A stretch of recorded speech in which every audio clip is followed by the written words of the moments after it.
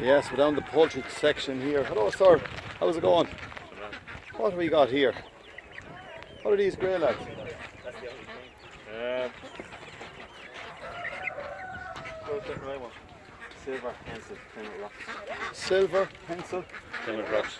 Wow, They're absolutely. fairly rare. You actually don't. Because the judge just gone up there and he didn't know what they were, and I said, "What Plymouth rock?" And where are you from? Have you come down? You're from Mullingar, are you? No. Oh, sorry, Kildare. Kildare. Excellent. And you're showing these chickens and hens.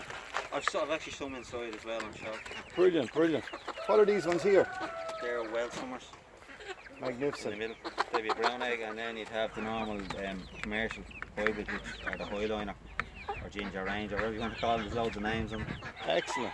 So your day's going well for you, sir. You've some ducks over there as well. Maybe Saxony, German Saxony ducks, and then Khaki camels. You have a great passion for this. What exactly is the connection with all the ducks and the chickens and all that? Have you been doing it all your life or what?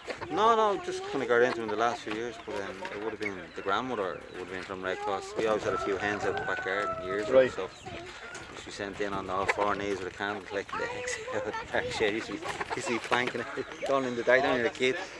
And come here, like, I mean, to lift one of them lads, you got to grab them by the toes, as they say. See, the thing is with most of them, you're showing boards, if you're handling them in and out cages all the time, they're normally, I've one in there now, big Beethoven, big German board, he's rare, Right.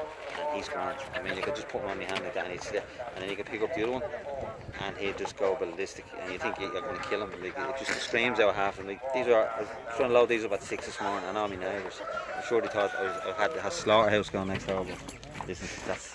Anyway, thank you very much for going live here.